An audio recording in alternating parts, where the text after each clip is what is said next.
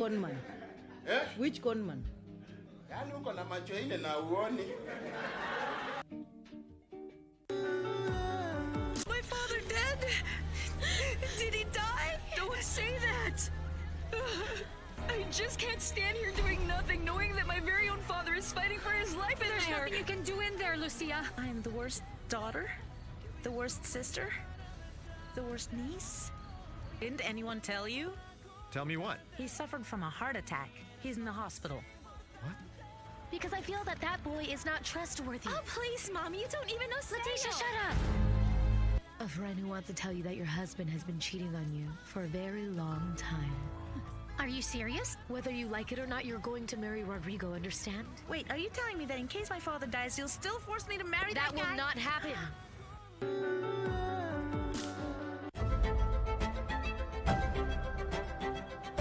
And today we have decided to bring our guests, Jackie and Jason, to Uhuru Park for the first time because their love story has to be written here. My name is Jackie Nganga.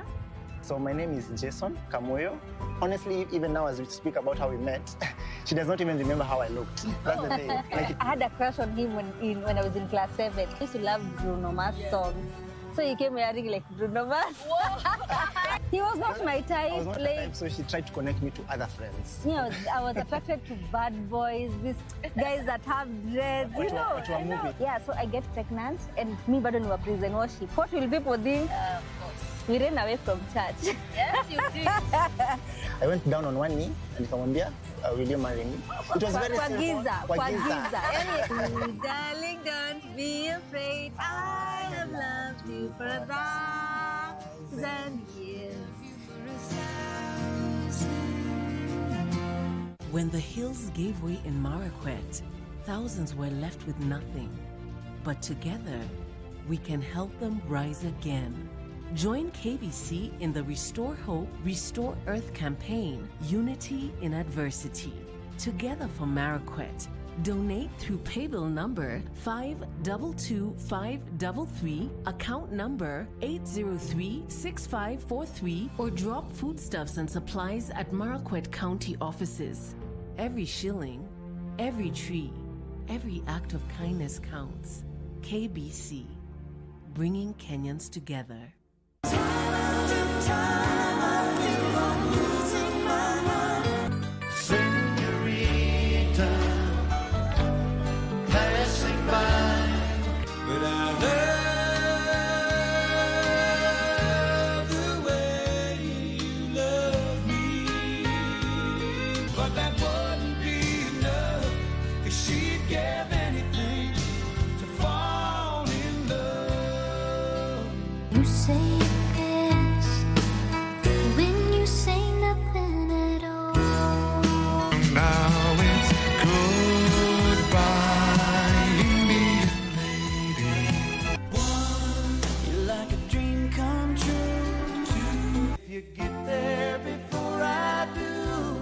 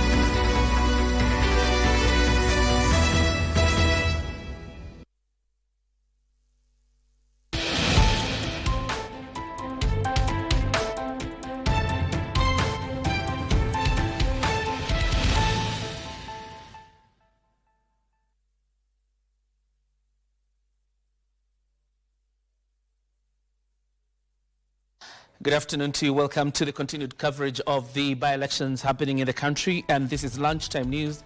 We'll be informing you about what has been happening since 6 a.m. when the polling centers opened. Right about now, I want us to head over to Baringo County, get to see the live pictures of the UDA Baringo senatorial candidate, that is Vincent Chemitei, who is coming in to vote. We have those live pictures for you from Baringo County. You will remember this is an election that was occasioned by the death of William Cheptumo, the immediate former senator, and actually whose wife has since been appointed to the cabinet. But then the by-elections are happening there. The UDA candidate is not the only candidate, but then you will remember that Vincent Chemitei of UDA was supposed to compete with KANU's Gideon Moi until a deal that was struck between President William Ruto and the KANU party, and the KANU party leader, that is Gideon Moi, that saw KANU shelve its ambitions in favor of the UDA candidate. But there are more candidates again in the ballot paper. But this is just the UDA candidate, Vincent Chemitei, in the polling station, casting his vote in the expansive Baringo County. Over 270,000 voters in the county are expected to cast their votes. Whether obviously the full number will come out is obviously a question that will be answered by time, but of course there are doubts owing to the nature of by-elections and the turnout that is always witnessed in by-elections. There's not a likelihood that the whole number will come out to vote, but that's just the voting ongoing and the candidate, the UDA candidate, doing his bit. What you're seeing on the screen, the UDA candidate exercising his right to vote. And then Ben Chumba will be giving us an update a little bit later, and probably even the address by the candidate once he's done with voting. And that is Baringo as is. And you remember there are several constituencies in Baringo County, one of them being Baringo South, there's Baringo North. There's also about further constituencies of in Baringo County, and therefore the exercise is ongoing in the entire of that county. But let's bring matters back here to tell you again what is happening in other places in the country. And voting kicked off in Banisa constituency. We'll be telling you again what transpired in Banisa constituency, because the voting kicked off very early in the morning as residents there again exercised their right to vote. But before we tell you what happened in Banisa, let me take you to Ugunja constituency. Simon Achola is there with the latest update regarding the ongoing exercise and how the voters are streaming into the polling stations and the atmosphere in Ugunja. Simon Achola, thank you very much for joining us. Good afternoon. Kindly bring us up to date on the latest regarding the ongoing exercise. Achola.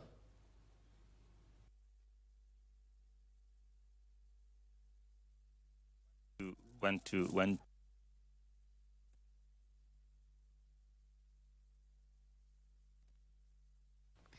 Simon Achola still testing whether we can hear him, but then we'll get a little bit back to him in Ugunja. Earlier we saw the Cabinet Secretary for Energy and Petroleum voting, and of course in observance of the exercise, you remember he's the immediate former member of parliament for Ugunja constituency, and actually the seat fell vacant owing to his appointment to the docket of energy and petroleum in the broad-based government.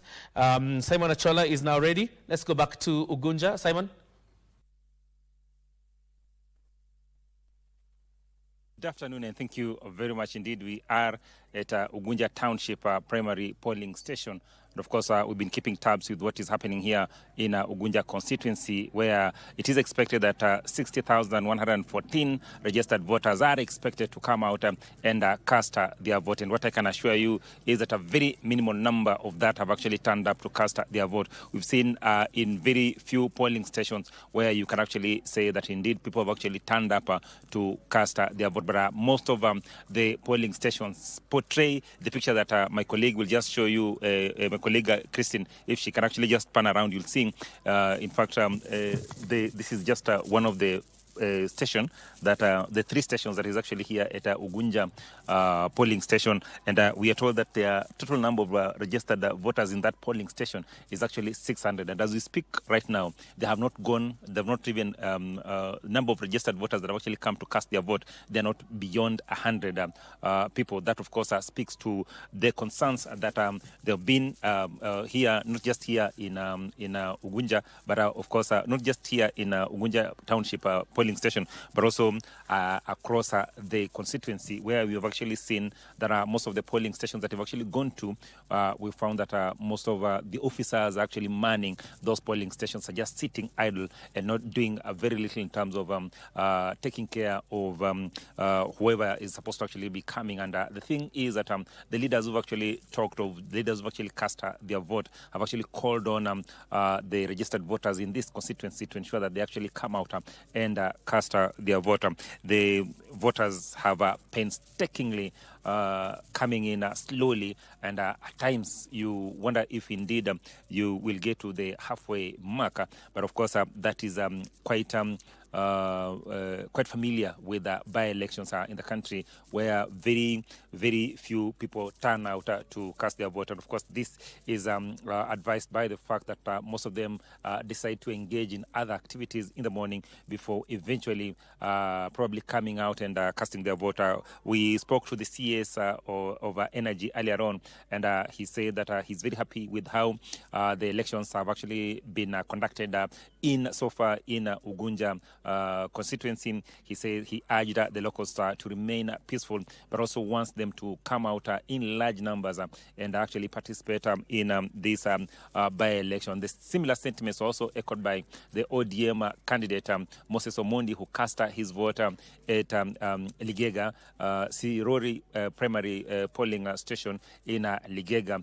He too came out and of course called on the locals to actually turn out and cast their vote. Similar sentiments were also echoed by the IBC Vice Chair Fahima Arafat, who was here to inspect the ongoing by-election, and indeed she raised a concern about the voter turnout. However, she was hopeful that indeed as the day progresses on, that indeed locals will actually turn up and cast their vote. We've gone to a number of polling stations, about 15 or 20 polling stations out of the 116 total polling stations in this constituency, and we can report that the picture is quite familiar. The picture is cutting across, where very few people actually turning up to cast their vote.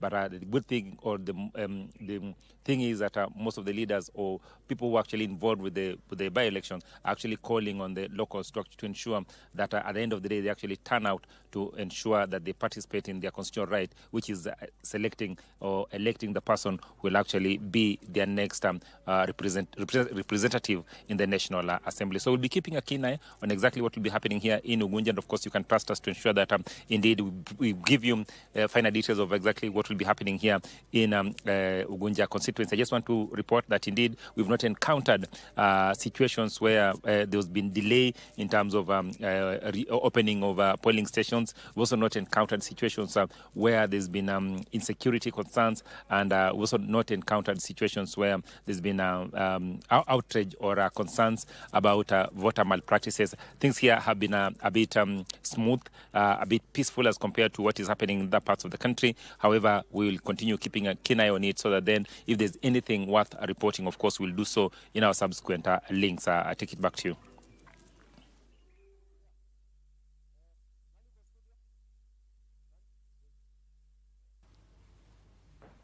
Thank you very much, Simon Achola, all the way from Ugunja constituency in Siaya County. And of course, the reports from Achola is that the low voter turnout continues to be experienced in that constituency, just like in many parts of the country, where voter turnout is still dismal. But again, based on previous history, you understand that it's largely synonymous with by-elections in many parts of the country. Right about now, I want us to head over to Mbeere, Earlier on, like I told you, there was a bit of confrontation, and it appears like now the former public service cabinet secretary and the party leader of DP, Justin Muturi, has been involved in 2 incidences of confrontation. One was at Siakago Tallying Center, and he's been involved in yet another with some he claims are trying to influence the outcome of that election. And right about now, Ben Troy Njue joins us live from Baringo with the latest. Troy?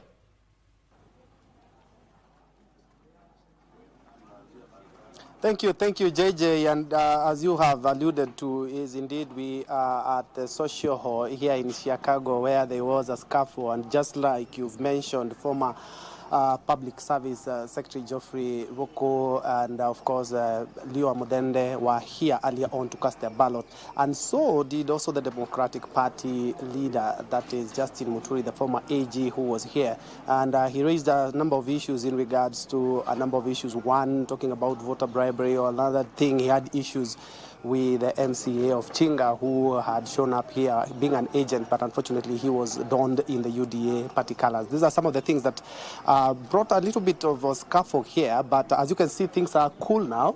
The voter turnout, just as I mentioned earlier on, as we cannot expect it to be the same way usually we do in the general election, so we do not exactly expect all the 55,000 voters here registered in this constituency to be voting. And as you can see, there are some people who are voting here. The process, as you can see here, you begin where everything is checked out. If it's checked out, you are allowed to go to the polling booth, and after that, and you can see there the voter exercising her cardinal rule, and actually after that, of course, there is a mark, that the permanent mark, that is semi-permanent mark, that is usually put there to ensure that you do not vote again. To be specific, after we are done here, we'll be heading over to St. Bakita Girls, which is the main tallying center for the 3 wards here, that is Mumenje, Evurore, and Ndao. And after that, we will be waiting for the results here. As you can see, also the media, we have been pitching camp here since morning because, as you have rightly put, just like we have seen in some parts of the country, both parties pulling on their side, talking about voter bribery, talking about influencing of players, and even we had issues of violence, and especially, you remember when Justin Muturi was here, there was a bit of a scuffle, but that was indeed quelled. The security forces working hand in hand with the election officials who are seated here and others who are working together with the voters to ensure that they have casted their ballot. And after that, we did follow the public service cabinet secretary Geoffrey Roko to his voting station, which is in Getibore, which is more or less like 5 or 6 kilometers from where we are standing. That begs the question: what about the Democratic Party candidate Newton Karisha, the musician? Well, he was casting his ballot at almost the same time as Leo Wamudende was, but he was in his ward of Momenje, which is quite a distance from where we are, and of course the infrastructure there is not as good as we have here in Chicago.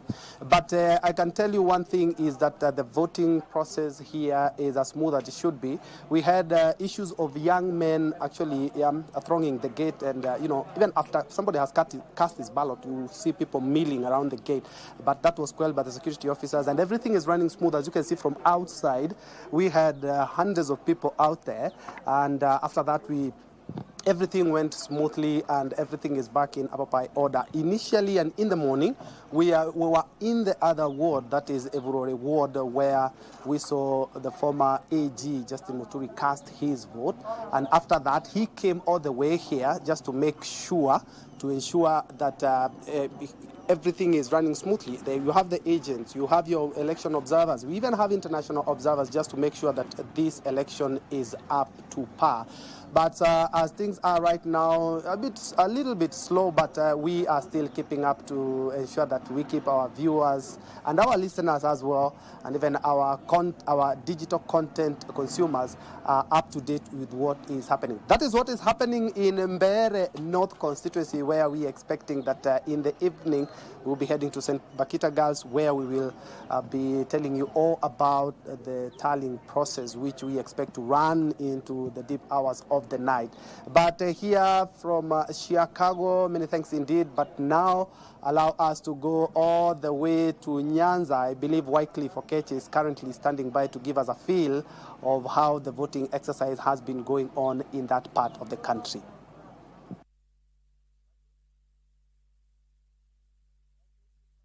Thank you so much, Ben Troy, back in Mbere. The situation is more or less the same. Low turnout of voters and also some pockets of violence here and there. Here where we are, this is Kosele, or rather primary school. Where this is one of the polling stations being used for this exercise. Earlier on, we were at Agorosari Primary School where we witnessed some sort of violence. The Member of Parliament for Ugunja, not for Ugunja, but Homa Bay Town, that is Peter Opondo Kaluma, who is the chief agent for the ODM party. Remember, the ODM party is sponsoring a candidate in this particular by-election, and he is representing the ODM party right as the chief agent for that particular party. And so it was traversing the polling stations, 142 of them, just to see how the exercise is. He was there for quite a length of time, and then actually we even engaged him on air earlier on, but then it got to a time when a rival opponent, that is rather a rival candidate, that is Philip Nasho Naroko, who is also vying for this particular seat on an independent ticket, got there and also even greeted Peter Opondo Kaluma. They shared a few words, and then just all of a sudden there was a scuffle that ensued, and that led to the injuries, led to the MP and also his bodyguard getting some injuries. The bodyguard even lost a rifle in that melee, and actually following that, I've spoken with the OCPD for Chuonyo South, where this Kasipul is located, and he told me that they are on that matter and following up. And of course, those people that will be found to have taken part in that particular scuffle, of course, the law will take its course. Like I mentioned, that this is Gosel Primary School, one of the stations, and I just want to invite one of the presiding officers at this particular station to share with us his observation so far since morning when the exercise opened. Look into the camera, and probably you may tell us, since the exercise kicked off at 6, what is the observation so far in terms of turnout? So far... Your name first? Okay, I'm Motuma John Calvin, a member of this constituency, a presiding officer at Kosele Primary School, Session 2. So far, looking at the turnout is not so good. We have low turnout, acknowledging that this is a by-election, that we don't expect so many voters to turn out. But so far, we have seen a 36% turnout. Noting that at this polling station we got 698 registered voters, yes, but now we have around 256 so far have voted. That is around 36% turnout. But we are expecting with the scuffles that we can see around, the voter turnout can rather be lower than 40% or rather 50%. Yes. Right where we came from, that is Gorosari Primary School. Yes. We just witnessed some two technicalities. A voter came to the station with a passport, yet he used an ID when he was registering as a voter, and so the KIMS kit could not match the details. Has that been experienced here at your station? So far, we've got one voter who came with a passport, but thank God this voter used the passport to register as a voter. So he was validated and he voted. Yes. Any challenges regarding probably the technical challenges, maybe the KIMS kit not reflecting the details of the voters?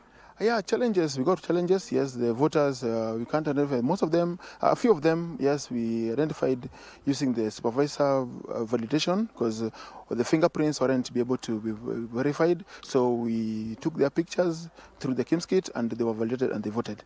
Yes. So the identification process is elaborate in the sense that even when the KIMS kit fails to identify the voter, there's also always another mechanism to identify the voter and help them vote. Yes, there's a mechanism where the presiding officer is able to validate the voter through the supervisor validation mode.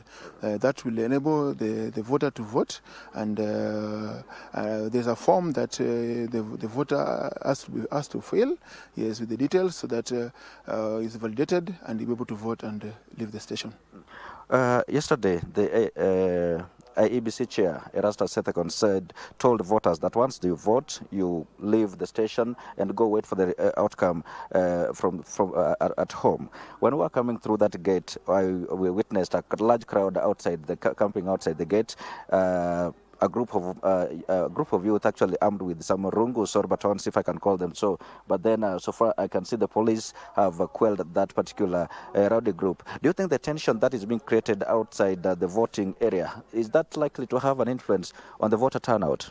Generally, it has to have an influence because in a normal setup where you can see people with rungus and the police around, we don't expect more people to come because there's some moments ago I had some fire shots. I think there's a tear gas and gunshots at the gate just to disperse the crowd because they were armed and dangerous to the voters and us as officials of the IBC.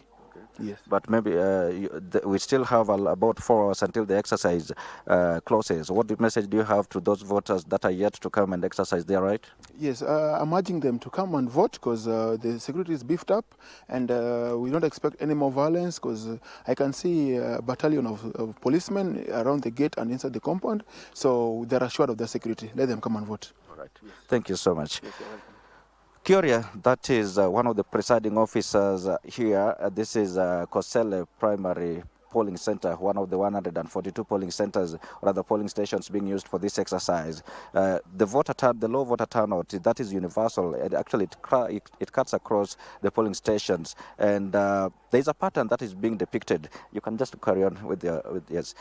There is a pattern that is being depicted. Before here, we were at Agorosari Primary. Actually, in the morning, 6 a.m. when the exercise kicked off, there were long queues. People came, cast their vote, and left. But then when it got to around 10:30 thereabout, it was all lull, and there was so minimal activity. Actually, that's the reason we left there and came to Kosele to see how probably the exercise is also panning out at this particular station. And the result is our observation. Actually, you've even heard it from the PO himself. Minimal activity here, and with the turnout of about 36% so far. So probably we're talking about a turnout of probably less. 50%, maybe half of the registered voters will come out to exercise their right to elect their next member of parliament. Kasipul has a total registered voters of 67,513 elected registered voters, but then that number may not be here realized entirely. So basically what's happening is that low voter turnout, but then the security is beefed up to allow those voters who will come, who will still are yet to cast their vote, to enable them come and elect their next member of parliament, remembering that they've been now without an MP for the last 6 months. Well, we continue to traverse various stations to just look at this exercise and also gauge the security situation. And of course, we will continue updating our viewers as to promptly when we get the new updates. For now, let us just take a short break, a short commercial break. When we come back, we continue with the coverage of the lunchtime news.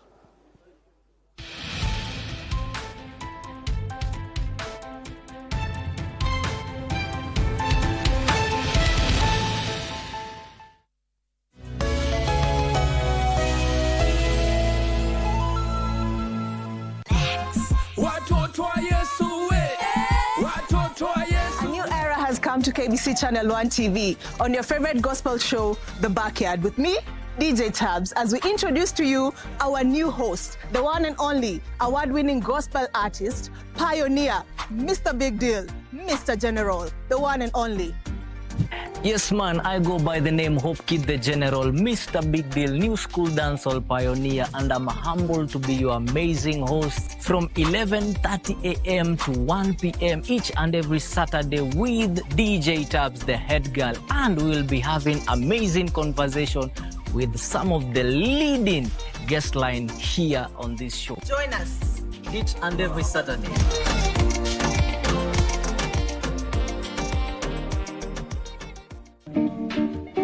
Both we come from United Kingdom. Even you? Yeah. Me, I come in United Kingdom slums. Listen very carefully, because this case you are going to be hanged. Wewe ndiye nilitumia pesa sababu pesa ilikuwa na reflect jina yako. And you say I'm calling you sugar? Look at me. Oh yes. I'm a perfect figure. I'm on a diet. That's all. And call Kenyan ladies. No. I'm more interested in, you know, the hippopotamus? Yeah. That's what I want. Tuulize na Kiswahili. Muulize na Kiswahili. Kwa you. How can we contact young lady mheshimiwa? Which conman? Which conman? Yaani uko na macho ine na uone. Tahia zile nguo. Alizipenda. Kwanza anataka hivyo vipande 12. Kwa hivyo tuvitenge. Ewe. Umefuata nini hapa? Sijui kama ni pendo ama ni mambo mengine, lakini hatutamruhusu kufanya hivyo kamwe. Basi huyu ni ua langu. Hakuna mtu yeyote atakayejaribu kunitenga nalo, basi hataona raha. Wanipa vitisho ama wajaribu kunifokea? Si hivyo.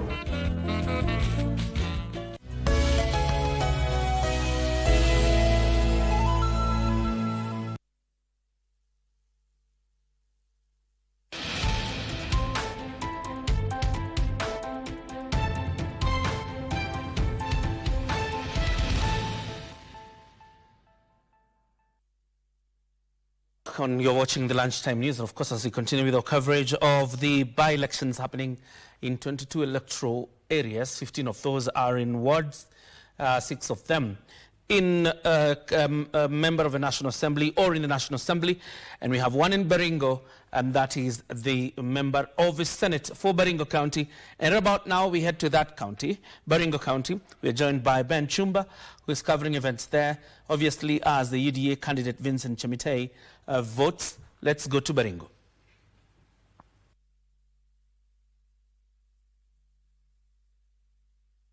Shukran za dhati mwenzangu Jacob John Kioria. Kwa kweli kabisa haujakosea kwamba nimekita kambi katika kaunti ya Baringo, ambapo niko katika kituo cha kupigia kura cha Kamailel ambayo inapatikana katika eneo la Mochongoi, kaunti ya Baringo, ikiwa ni eneo bunge la Baringo South. Kwa sasa kinachojiri hapa ni kinyang'anyiro kikali kabisa cha kiti cha useneta ambacho kinaendelea katika kaunti ya Baringo, kujua ni nani ambaye ataibuka mshindi na kuwa seneta wa kaunti ya Baringo kwa muhula ambao umesalia.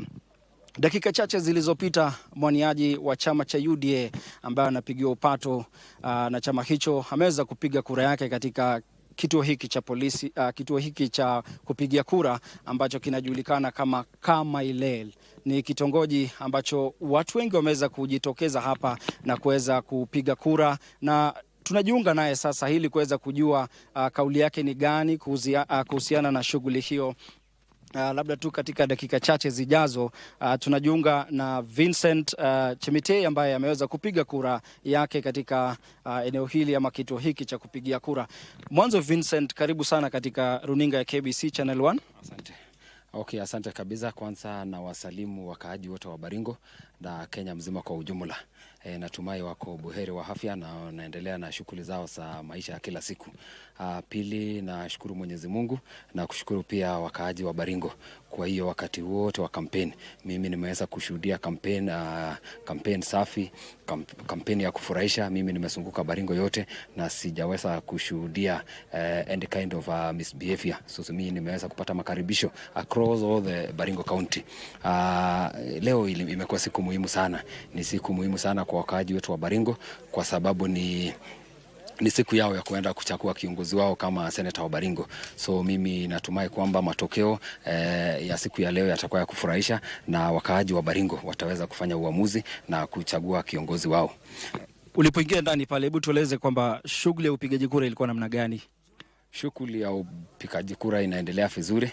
Ni vile tu tumeshuhudia idadi ndogo ya wapiga kura ambao wameweza kujitokeza, na labda bado tunawaomba kwa unyenyekevu wale ambao wananitazama kwenye runinga ama wenye wananitazama kwenye mtandao waweze kujitokeza siku ya leo ili waweze kupiga kura, ili kuongeza idadi ya wapiga kura iende juu kidogo, ili mshindi anapotangazwa ikuwe ni kura ambaye imetoshana na hiyo kiti ya seneta, kwa sababu unajua hii ni kiti ambalo lina cover maeneo lote la Baringo. So mimi naomba wakaji wote waweze kujitokeza wapige kura ili hata tuweze kufikisha a certain percentage yenye itakuwa ya kufurahisha.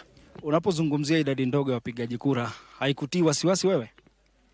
Mimi hainitii wasiwasi kwa sababu whichever the turnout that will come, I know I will always remain the front, because I know how I have done my campaign, how I did my groundwork, how I mobilize my supporters, how I strategize my campaign, the way I sell my agenda to the people, and of course you always know whoever struggles the most will always emerge the winner. And I know above all these guys, I do believe in myself, and I know I'm the one who struggled the most. Yeah. In other areas that the by-election is happening, we've witnessed chaos. This is something that we have not witnessed in Baringo. What do you say about this? You know, Baringo have been a peaceful place. Maybe since 2013, I've witnessed about 3 elections, 2013, 2017, and this one 2022, and now the by-election. And again, we had a by-election in 2018, and we've been witnessing a very peaceful and transparent and democratic election. So that's been our norm as the people of Baringo. This is not something unusual. We've been witnessing a kind of election. So Baringo, you know, we live in harmony. We are very good people. They are very peaceful, and we've been doing a good campaign and fair election. So this one is our culture as a Baringo people. Are you going to this by-election with confidence? Very much confidence, because we did our nomination last time. That one was much difficult. It was more competitive than this one, and I managed to emerge the winner with tremendous numbers of votes. So this one again, I do believe on myself, and I know at the end of the day I will be the one declared the winner, because I've won before during the party preliminaries, and the same voters who voted for me during party preliminaries are today ready again to vote for me because they do believe on me, they believe on my agenda, they believe on how I present I package my campaign and the agendas I want to do to my people of Baringo. Yeah. What message do you have for your competitors? I just want to let them prepare themselves to agree with the outcomes of the election, because personally I'm very ready to accept whichever the results. So let me request with a lot of humility and kindness, they prepare themselves to accept the outcomes of the election. All the best. Jacob John Kioria speaking was the UDA candidate for the senatorial seat here in Baringo. That is Vincent Chemitei, who cast his vote a few minutes ago at Kaimalel polling station. Like I told you before, this polling station is unique because we arrived here in the morning around 9:30, and we found out of the 436 registered voters, only a number of them had cast the vote. We only had around 3 people who were here to cast the votes. Therefore, that was a kind of, it was alarming because according to the presiding officer, the registered voters here is around 436, and therefore there was anticipation that in the afternoon the numbers will increase, and indeed we are seeing more residents coming to vote. And we spoke to a few of them, and they told us most of them, when they wake up in the morning, they will first go to tend to their farms, and then later on they will come to cast their vote. This is Baringo South constituency. It's one of the 6 constituencies that constitute Baringo County, with a total registered voters of 281,000. Therefore, this is something we will be following it up for our viewers, considering Jacob John Kioria, that Baringo County has stepped into a contest that is far bigger than its 281,000 registered voters.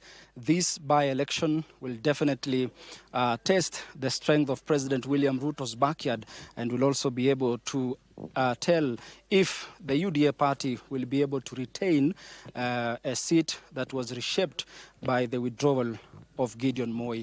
By this particular time tomorrow, I believe the numbers will be able to speak and not the politics. Reporting live from Baringo South constituency, I'm Ben Chumba. Back to you, Jacob John Kioria. Much Ben Chumba from Baringo County, and indeed the constituency of Baringo South. And that exclusive interview with the candidate Vincent Chemitei of the UDA party in that Baringo senatorial seat. Like Ben Chumba says, this obviously is going to speak a lot into President Ruto's influence in his backyard, because Baringo is one of the counties considered his political bedrock.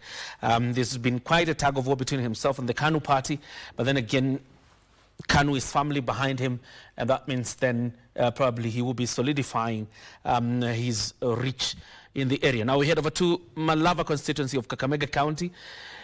I mean, the center of chaos that are witnessed in this by-election, much of it, the story of the chaos, is borne by Malava constituency, and Timothy Kipnusu is on standby from Malava. Good afternoon, Timothy Kipnusu. What is the latest there? Can we say then the tensions have cooled down?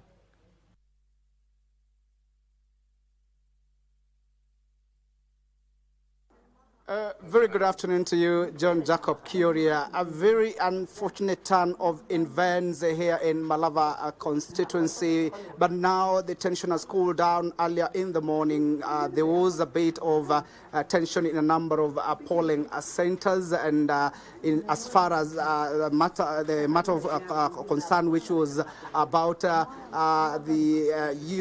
DAP Kenya candidate Seth Panyako raising a number of concerns that there are intimidation of voters, frustrations of his supporters not to turn out in large numbers, or suppressing the voter turnout in his stronghold. And one of the areas that we witnessed the violence of one of the cars being burned is Chekulo Butali ward, that is a stronghold of Panyako, and I get to understand that the car that was banned belongs to Nabi Nabwera, the Member of Parliament for Lugari. He is a supporter for the DAP Kenya party, that is Seth Panyako. I've tried to reach Seth Panyako on phone, and but I've not been able to do so. But I understand he has recorded a statement to raise concern about what had happened yesterday,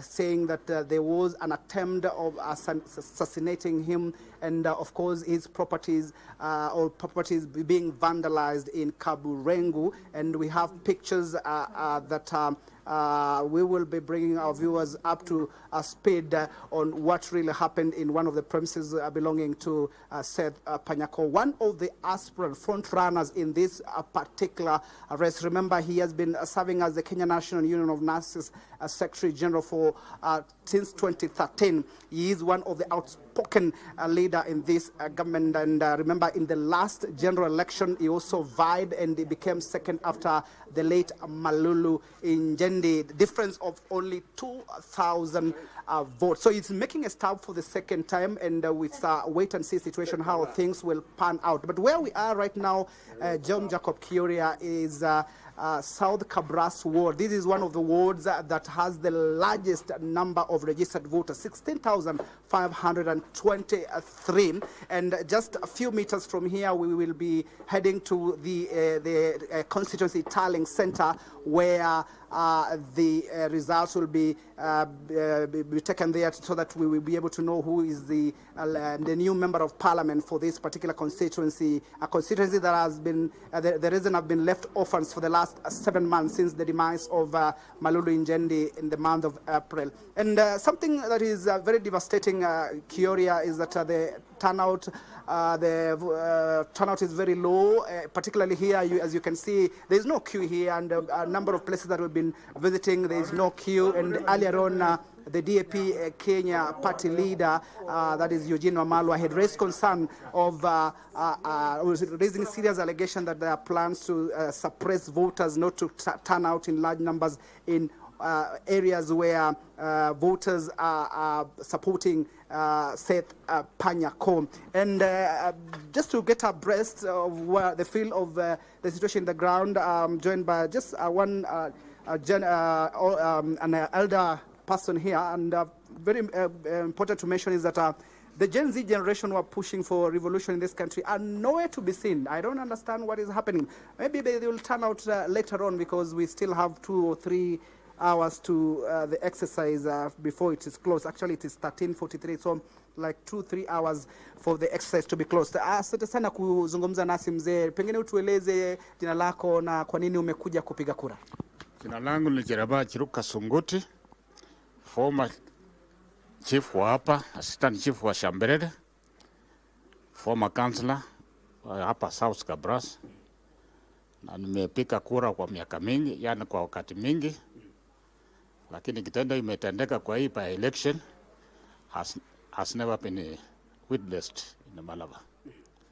Tumeshangaa sana, na hata hii kitendo kama mimi binafsi nalaumu serikali, kwa sababu serikali nayo inaweka watu, inaweka pesa, inasunguka hata kwa vituo hii nje kuna pesa tu inafanya kazi. Pengine ni jambo ambalo hatujadhibitisha na tutakuwa tunafuatilia. Pengine wewe nini hasa kimekupatia hiyo kichochezi uweze kuja kupiga kura? Nini mabadiliko gani unahitaji? Mimi nina haki ya kupiga kura bila pesa na kuchagua mjumbe mimi nataka, sio nachakuliwa. Kwa hivyo haki ya mkaprasi lazima ilindwe, na italindwa na kura. Asante. Kama hii yangu. Kwa hivyo Kenya nzima haki ya Mluya lazima itasikika hapa Malava. Thank you. Asante. There you have it, JJ, the one just gentleman just speaking about what he wants for the new leaders who are going to be elected to the position of a member of parliament for Malava constituency. And of course, after gathering information as journalists, we've got to understand that this is a two-horse race between the UDA candidate David Athman Ndakwa, who is serving as the member of County Assembly for South Kabrasa, where we are right now, or West Kabrasa rather, and also is the minority leader in the Kakamega County Assembly. And of course, that is the candidate for the government, and of course, Seth Ambusini Panyako, who is the candidate for the opposition, who has served as the Kenya National Union of Nurses Secretary General, and of course, at some point, as assistant chairperson for affairs of Italian in UDA party when he was vying to for that very position. And something that also come out is the position that has been awarded to a number of UDA candidates, including the son to the late member of parliament Malulu Njendi. I'm talking about Rian Njendi Malulu, who has been awarded as the trade attaché for the Kenyan embassy in South Africa, as well as Simon Kangwana, who has been elected as the education attaché in Uganda. So this is how the situation is here, and we'll be able to update our viewers how things will pan out before the close of business here in Malava. Back to you, Jacob Kioria. Thank you very much, Timothy Kipnusu from Malava constituency. Like he tells us, there appears like the tension is cooling down a bit from Malava. The scenes witnessed in the morning were a bit, what you would say, deterrent, a bait in terms of deterring voters from turning out. You probably can hope then that the situation will improve in terms of the voter turnout. And that's just the dynamics of the by-election. Timothy Kipnusu from where he's reporting tells us that things will improve based on what he just witnessed from that area. Now, voting kicked off in Banisa constituency with some polling stations reporting technical challenges. Speaking at the Diribo Primary School polling station, Independent Electoral and Boundaries Commissioner Hassan Nur Hassan, overseeing the by-election, assured voters that they will deploy the backup manual voter register to ensure all registered voters participate in that poll. Stations open at 6 a.m. Thursday in Banisa constituency. This was the situation at one of the polling station Diribor Primary School. Voters queued ready to exercise their democratic right to elect their next representative in parliament. Na process naona iko sawa. Kazi imeanza vizuri. Polling station iliyopeniwa around asubuhi 6. Naona voting pia inaendelea na hatujakuwa na shida yoyote. Tunashukuru IEBC pia amesimamia vizuri hiyo election. Kusema kweli vile wanaangalia practice yao si mbaya. Ikawa hizi makomishna wengi ni mpya, lakini vile wana practice sio mbaya. However, the start of the voting exercise was made by technical challenges. Metoka saizi kwa line kuja kupiga kura na kura inaendelea vizuri. So far kura inaendelea vizuri. Tumepata shida kidogo ya mtambo kama system ndio iko low kidogo, lakini saizi imerekebisha iko sawa. UDA candidate Ahmed Malim, who arrived at Diribor Primary School polling station to cast his vote, raised concerns over the system challenges as he was unable to vote. This is after the IEBC kits failed to recognize his fingerprints. We have had no incidents. There have been small issues of the machines not working, the fingerprints not picking up. Myself, I had my fingerprint, I had to repeat it twice or thrice.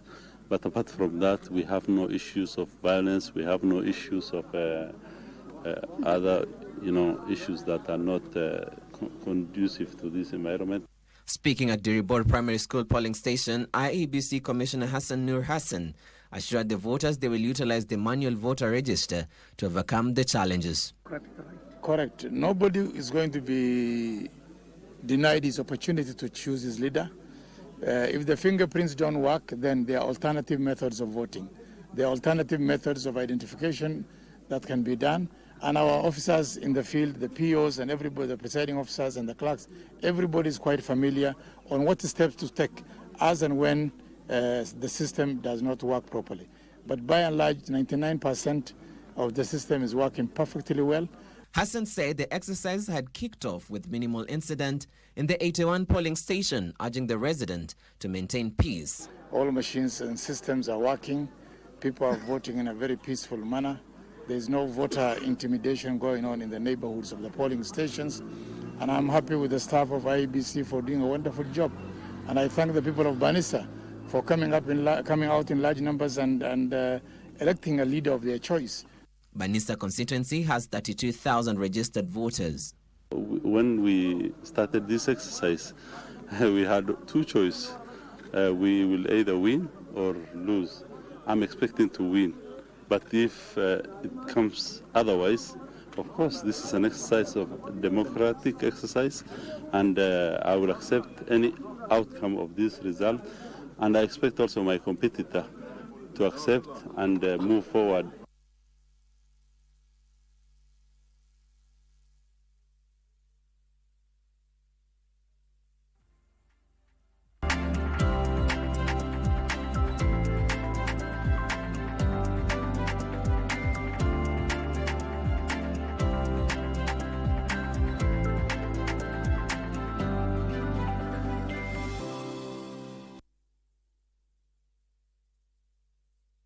For us now to head over to Mombasa for the engineers convention happening there. Regina Manyara joins us live on set. Regina.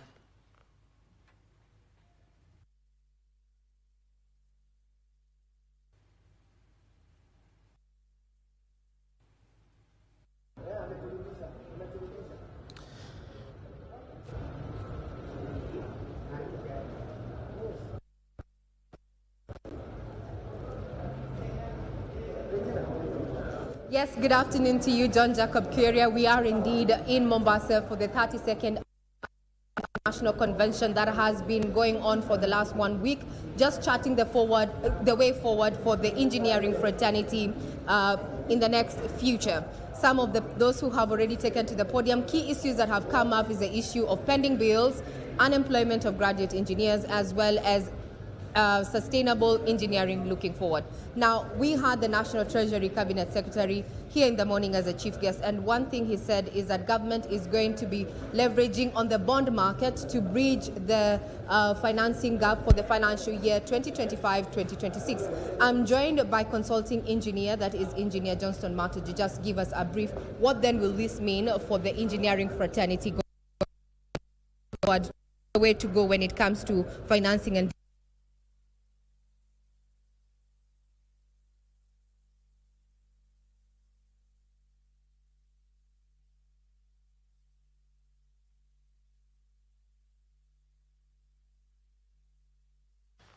All right, we appear to have hitches from Mombasa, but let's bring this forward. The private sector has been encouraged to increase investments in the agriculture sector to fill the budgetary deficit. Agriculture CS Mutahi Kagwe says private equity is key in implementation of policy interventions that require huge working capital.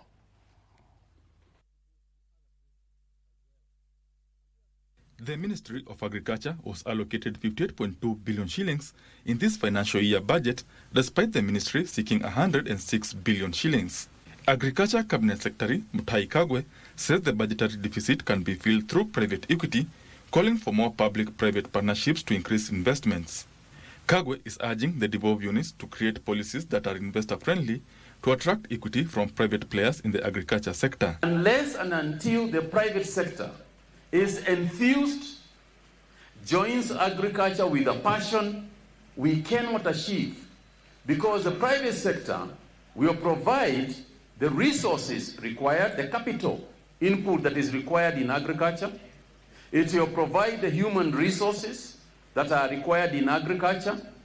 Capital funding from the private sector is key in implementing government policies, especially those that are geared towards mitigating climate change effects. I think it is very important for us to reinvest ourselves in the drought management areas. County governments must think more about what they individually are going to do to deal with the issues of climate change that are presenting themselves. To further de-risk agriculture and open it up for investments, the government says it is shifting to data-based policies. Farmers have been encouraged to adopt technology to reduce the cost of production and increase agricultural production. Training of agricultural officers in technology, in soil health, in seeds, in other things, must also be an integral part of the paradigm shift that we surely must invest in and must have if we are going to produce more in agriculture. Benson Rioba reporting for Lunchtime News. A section of development partners are seeking the government to restructure the taxation regimes to reduce the country's inflation rate. Oxfam International Executive Director Amita Behath says the government should consider reducing tax reducing tax on low earners and small businesses to cushion the vulnerable from high taxation and reduce basic commodity prices.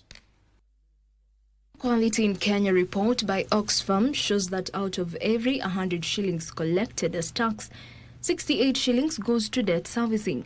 Oxfam says debt servicing rate has denied funding of essential services, further increasing inflation. Almost 90% of the lower income countries are paying much more in debt servicing than investing in education and health. The firm is urging the government to restructure its taxation regime to ensure the government collects more money while cushioning the poor from overtaxation. To reduce inflation, the government has been encouraged to lower personal income tax for low earners, increase turnover tax threshold from the current one to 5 million shillings, and exempt all essential basic goods. And my appeal to all of us here and to the Kenyan government is to take these measures to address the question of inequality. And I'm absolutely sure that we can turn the tide. And even an IMF, World Bank, which many would hold responsible for policies which have led to this inequality crisis, are now saying that inequality of this kind is unsustainable. To increase the tax bracket, Oxfam proposes reverting to the rental income tax of 10%, introduce progressive inheritance tax, and create a net wealth tax for ultra-high net worth individuals. The specific recommendations on taxation, public spending, and social protection will be analyzed and used to inform our ongoing policy reforms within better framework. The report says due to the current inequality in earnings and taxation, nearly half of Kenyans live in extreme poverty, with the richest 125 Kenyans having more wealth than more than 3/4 of Kenyans, about 43 million people.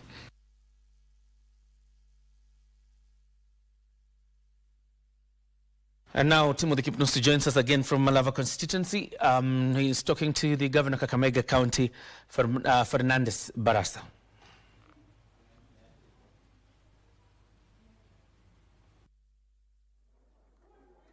Thank you, my colleague John Jacob Kioria. Don't want to talk much because just a few minutes ago I was live here from Shamberere Primary School in South Kabras Ward, one of the largest ward in Malava constituency. And when I was just winding up my interview with you in studio, Governor of this particular county, Fernandez Barasa, made his way here just to find out how the situation is. Thank you so much for making time to talk to Kenya Broadcasting Corporation. What do you make of the exercise? I understand that you visited a number of polling stations across Malava constituency. Yeah, first I want to confirm that so far we've had very peaceful elections. I've visited over 20 polling stations in West and South Kabras, including Shirugumugai. The only concern we have is a low voter turnout. Though we still have time, we hope that by the time the polling centers will be closing, we should be having more people coming to exercise their democratic rights. But above all, as the leader of this county, I'm happy with the way the elections have been conducted in a peaceful manner. We've not had any incident of violence witnessed so far, and that is our clarion call to all the members of this great sub-county. Talking of violence not being witnessed, we've seen cars banned for supporters of the opposition. I understand you support, ODM did not field in a candidate for this particular position. You're supporting the UDA candidate, David Ndakwa. Talking about that issue that has happened? Well, why I see it, because I've been very busy in the field, I've not had or seen any incident, unless it has been reported officially, because, you know, also social media has a lot of speculation.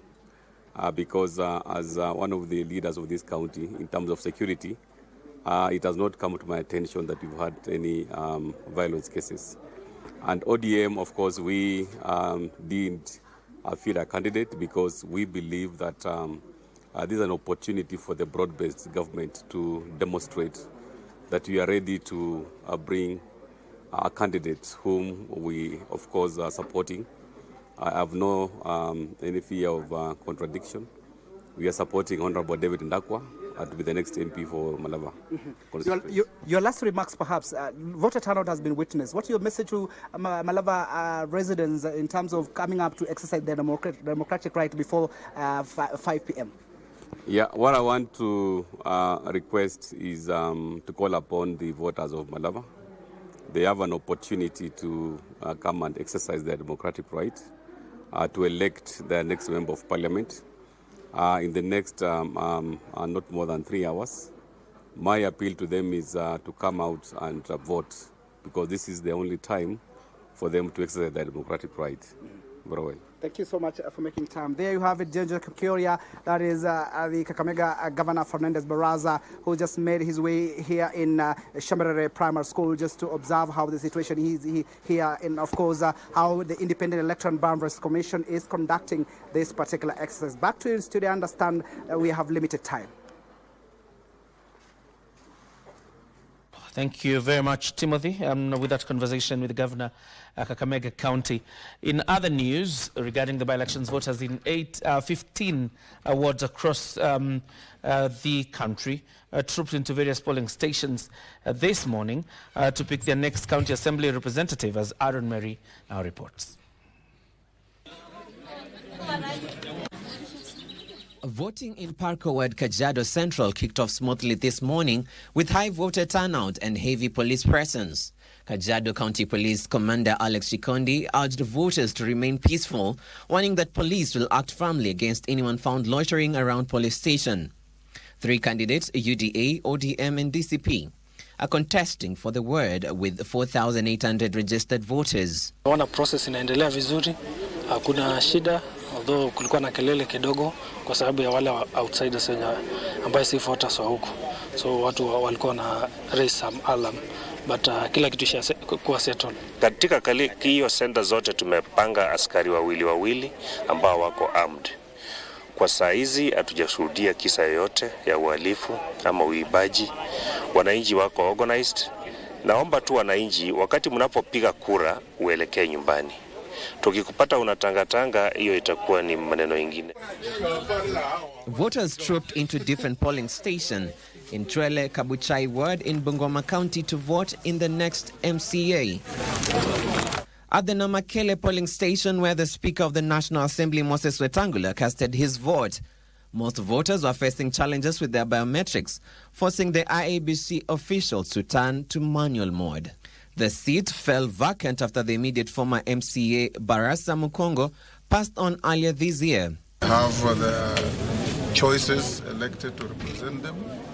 I want to assure those voting in this electoral area that from the agencies I've talked to, there is sufficient security deployed and people should not act in any fear. They should go and vote and go home to wait for the results that will be announced after tallying. This is after the stations are closed at 5. In Narok County, Jubilee Party's candidate in the Narok Town Ward MCA by-election, Joseph Kaputa, has raised alarm over alleged cases of voter bribery. Kaputa spoke shortly after casting his vote at Olol Toto Primary School. Kuna complaints ambaye tayari tuko nazo kwa some of the polling stations. Tunajua yale ambayo yanaendelea. Tayari kuna picha ambayo tumeendelea kusambaza pale kwa mtandao kwa sababu pale Lenana kuna jamaa mmoja ambaye ni anasimamia chama ya UDA na wanapeana pesa pale Lenana. Na tungependa kusema ya kwamba wachunge kwa sababu wananchi pia wakichukua hatua haitakuwa mzuri. In Turkana County Lake Zone ward, voters woke up to elect their next MCA in an exercise that witnessed pockets of chaos. Aaron Marie for Lunchtime News. In other news shaping the country, the Senate will hold a special sitting this afternoon to debate the impeachment motion by the Nyamira County Assembly, of course, and that is the motion to remove from office their Governor Amos Nyaribo. Senate Speaker Amos Kingi has gazetted a special sitting to have senators convene to consider the impeachment motion, which accuses the governor of, among other things, abuse of office. Nyaribo was impeached by 23 members of the County Assembly on the 25th of November this year in a meeting that was boycotted by about 12 MCAs.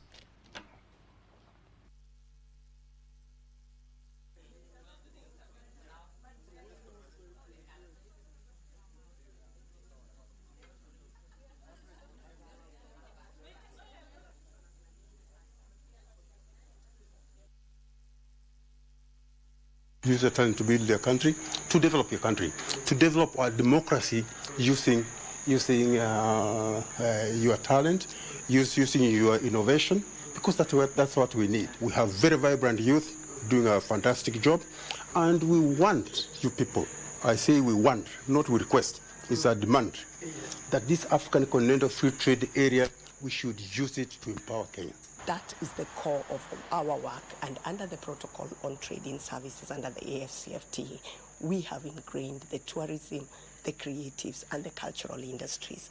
And so bringing this together and then ensuring that we can then protect the creativity. I'm a musician, a singer-songwriter based in Nairobi, Kenya, and I'm also an architect. So what I do is that I bridge the two. I design for music. So in terms of set, in terms of stage, for performance, for theater, for musical performances.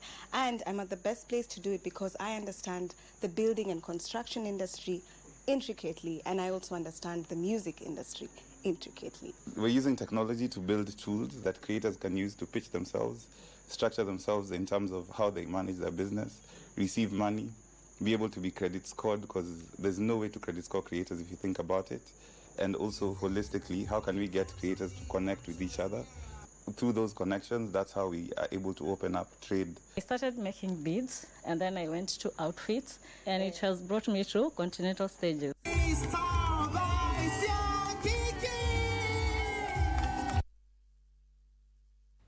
And of course, our story involves Kenyan creators who have been urged to leverage their influence and storytelling power to build the country's image globally.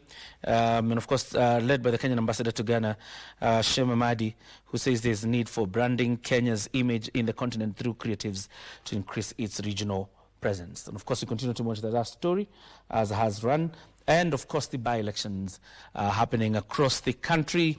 We have our cameras located in different parts of the country, including Malava, Baringo, as well as Magarini, and other constituencies and wards where these elections are happening. Now, the stage is set for the inter-county regional sitting volleyball games to be held in Makueni County from the 3rd to 7th of December 2025 after the completion of the team selections. Meru County will be represented by a strong team that was selected after intense trials as they hope to lift the title at the end of a 5-day tournament. A total of 9 men and 9 women players were selected to represent Meru County. Tuko hapa Meru Town, Kamudi Hall. Tunataka kuselect team ya Meru County ambayo itawakilisha Meru County Makueni tarehe 3 mpaka tarehe 7 Disemba. So leo ni siku yetu ya kutrain team.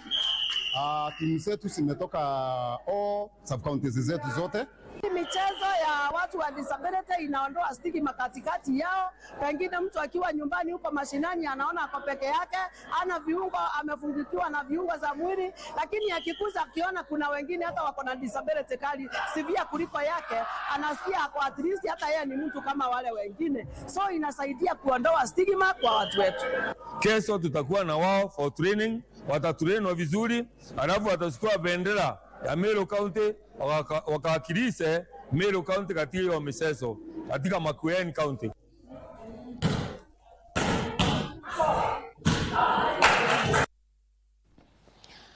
Now, Arsenal stand Bayern München 3-1 yesterday at the Emirates Stadium to extend their winning run in the league face of the UEFA Champions League to 9 matches. Elsewhere, Kylian Mbappe scored for as Real Madrid beat Olympiacos 4-3. PSG came from a goal down to thrash Tottenham Hotspurs 5-3, while PSV stand Liverpool 4-1 at the Anfield.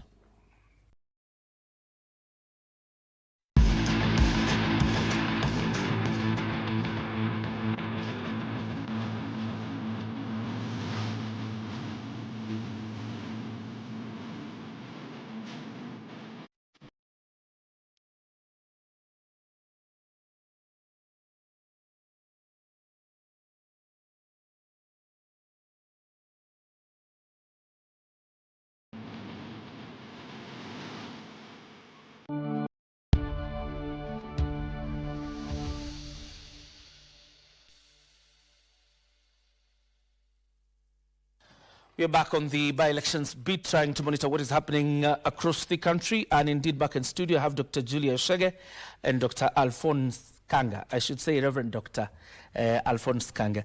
Both of you are very much welcome once more. And by the time we were leaving the debate at around 12, we were talking about how parties are positioning themselves and major coalitions are positioning themselves. But Reverend Doctor, even as you faulted the what you call the political archbishops or archchiefs, Don't you realize it is actually the citizenry that are cheering what you're calling the political chief, so much so that this habit is already embraced by the very voter that is supposed to end this? Yeah, I think that question leads us exactly where we are, because right now we are looking at what's happening in different parts of the country in those by-elections. And if you see, it's likely to get the outcome of what people did not expect. Yeah. And that's not because of the people, those people who were elected. It's because of the software. When we talk of what's happening in the country, it's because of the software. What's with us? Because you elect a thug, you'll do what thugs do. You elect a carpenter, you'll do what carpenters do. And so even those political act chiefs, they are put in that position with the mindset of their communities. And so what do? We need to come back as a Kenyan community. Maybe we go back to what the late Baba said. We needed a conclave so that we agree. Where are we going as a nation? Because like now, if you look what's happening now in the country right now, we need to be very careful so that after this evening, there'll be peace. Otherwise, if we get into another drama where we'll have job losses again, job moving out of the country again because of this drama, where we have issues with the debts that is not, it has not been accounted for, where we are talking that we need this debt, we need receipts for what we say there's a debt in Kenyan debt, and all that. We have labor issues where we say people are moving to other countries looking for labor, or organized slave trade.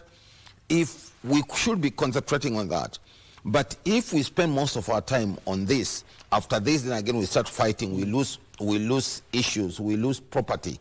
It will be very unfortunate. All right.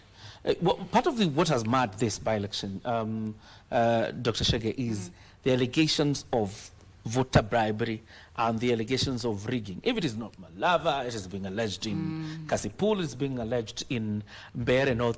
Sometimes you're not able to sift out whether this is just the usual political theatrics or it is reality.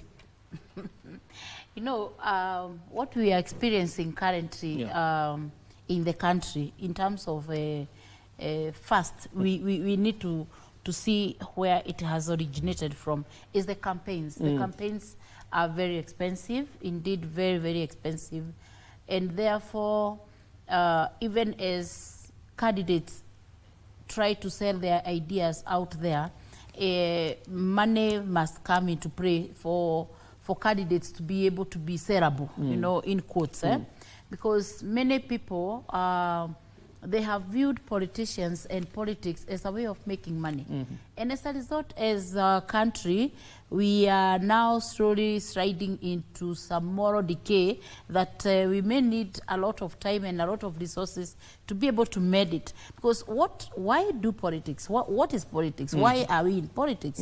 Why all these things? One is to be able to have better policies, we have to better laws, better development and all that. But I have seen the rhetorics that have been going on within the political arena. Sometimes it's not focused on development, it's focused on taking the seat. Then after taking the seat, so what? You know, so we must be able to, now going forward, because this is already done, going forward, we must be able to focus on policy issues, on development issues, on better governing laws, corruption issues, wastage of public resources, the debts that we are accruing every day.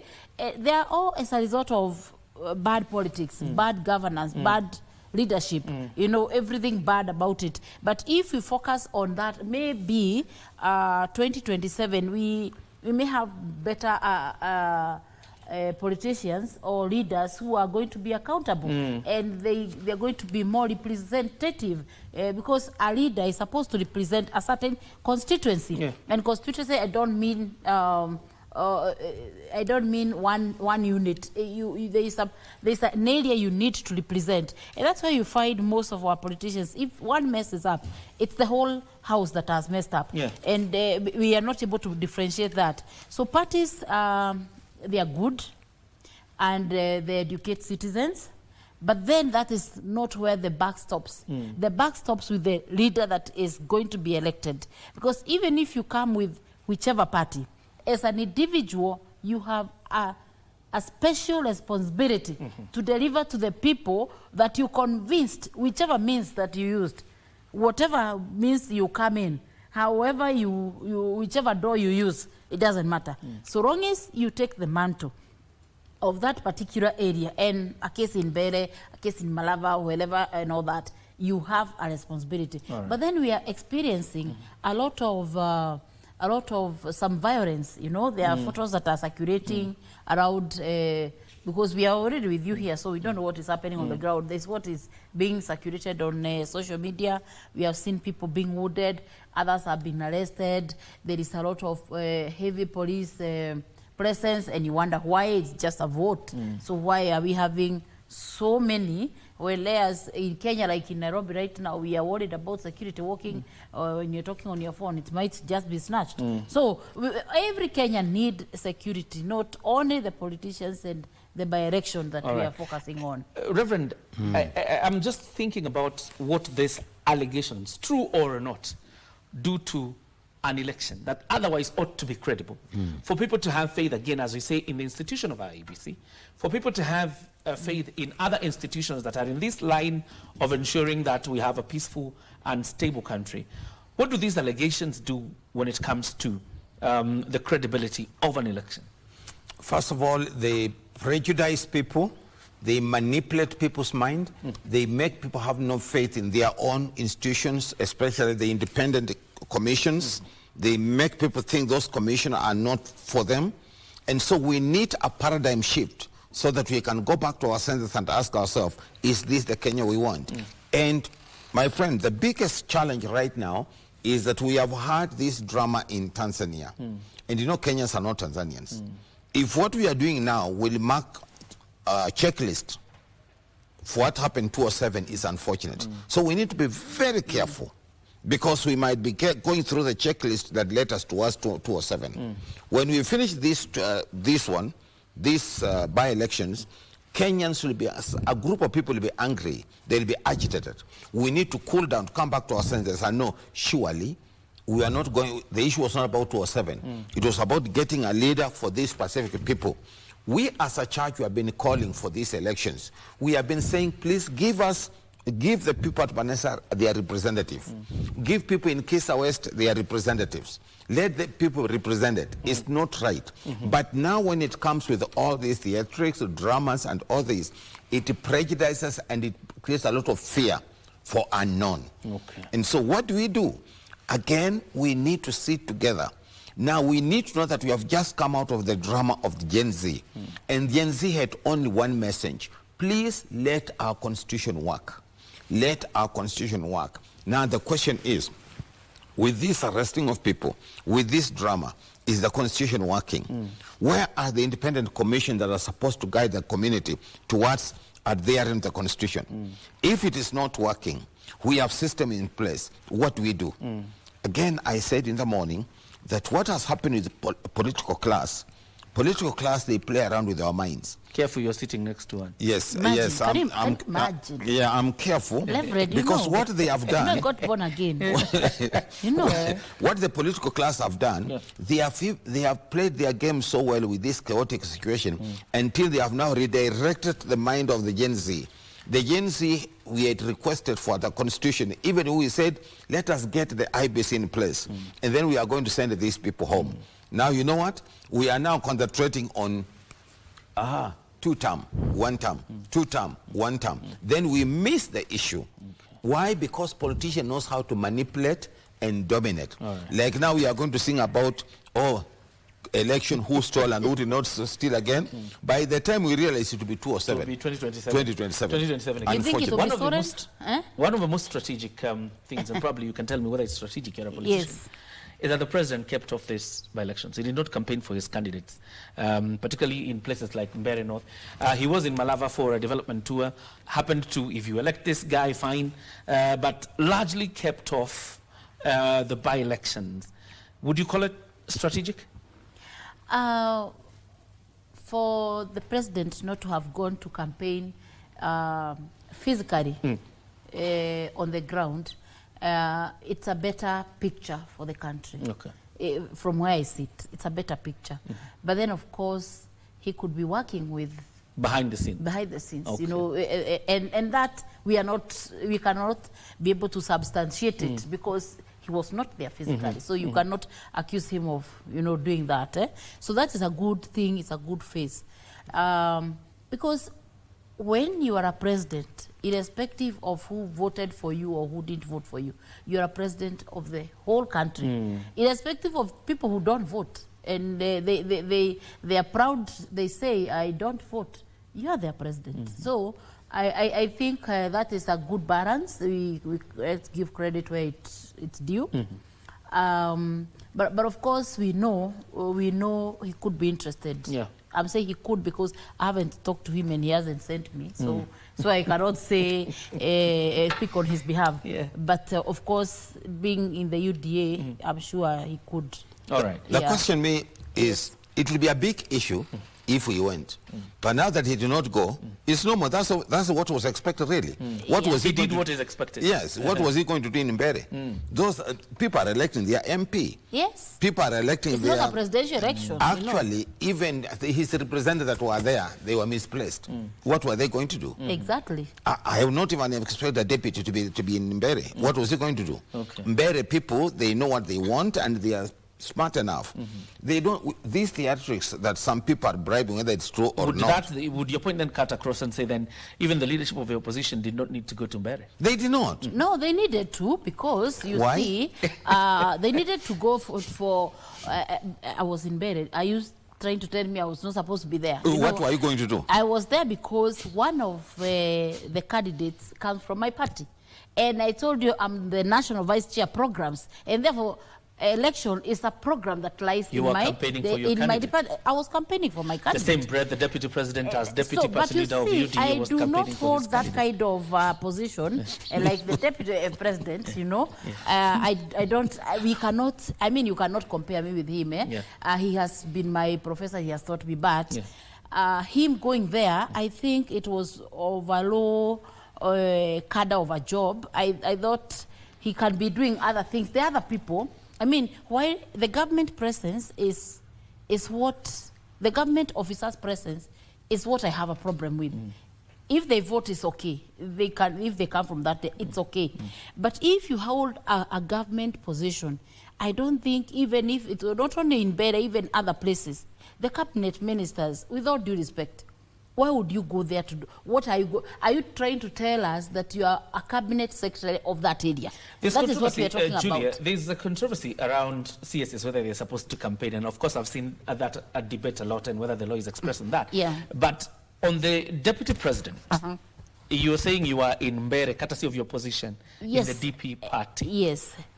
The deputy president can argue he was in Mbere as the deputy party leader of the UDA party and campaigning for a candidate of his party. But he is the deputy president of the Republic of So Kenya. if you were in government today, you would not have gone to Mbere? I would not have gone to Mbere because I know constitutionally it is not right. You see, here we are not going to do what is convenient. We are going to do what is supposed to be. What bars the deputy president from campaigning? He has other mandates. I mean, one of... He has, but what bars him from campaigning? But that is not one of his mandates. Yeah, what bars him? I think so. I think so. He's my deputy. He's my deputy president. Yes. He's using my tax. He cannot spend all the taxpayers in that local place. He should use his time. He works for me. He's my employer. Absolutely. Like the president is my employer. He spends his time organizing about my roads, my electricity, and all that. So if he spends a full week there, is he being fair to his children? No. That's not fair. That's why we need to look at this constitution. Even if you are CS, surely you can't spend, you are CS for the whole nation. You can walk there as a voter, vote and get out, just as we are telling other people. But we, the Kishaki people, we, the community, let us discuss our issues there. By the way, even the so-called big opposition leaders, what were they going to do? What were they going to take to with their name, with the grandmother? early in the morning. No, I don't know why we have to talk about the tea, You because tea can be taken anywhere, leverage.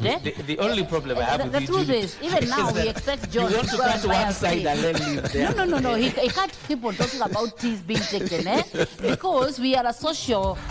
Absolutely, We there's are nothing social wrong beings. with tea. There's nothing wrong with it, and therefore it should not feature again. Okay. What we are saying, if taking tea is what is going to help us get the votes and win the people and be peaceful, then be it. That is even nyamachoma. We have seen people take nyamachoma and they later become president. Yeah. We have seen them. We have seen people take maize. Is it a problem? It's not a problem. It is not. But now the challenge is the intention, the motive. You know, and that maize, maybe that cup of tea is going to be bought maybe 20,000 shillings. All right. You know, that is what we are asking. What is the motive? What happened? I have to bring this debate to a close for the purposes that we need to go to Parliament.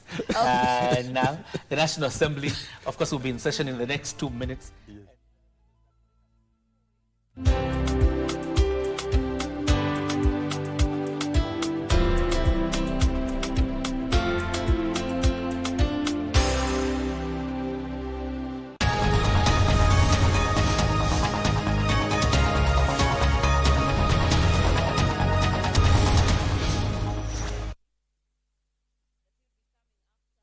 The Senate, the Speaker of the Senate, communicates to senators of the resolution by the County Assembly of Nyamira to impeach the governor of Nyamira County. Governor Nyaribo was impeached by 23 members of the County Assembly. So that communication will be preceding the motion by the Senate leader of the majority party that will be coming courtesy of a notice of a motion that will be seeking to have the Senate consider this motion to establish a special committee to investigate the proposed removal from office by impeachment of Honorable Amos Nyaribo, the governor for Nyamira County. So, our dear viewers, what usually happens under this particular motion is that the Senate will be considering this motion, and after the consideration of the motion, senators will be raising concerns in regards to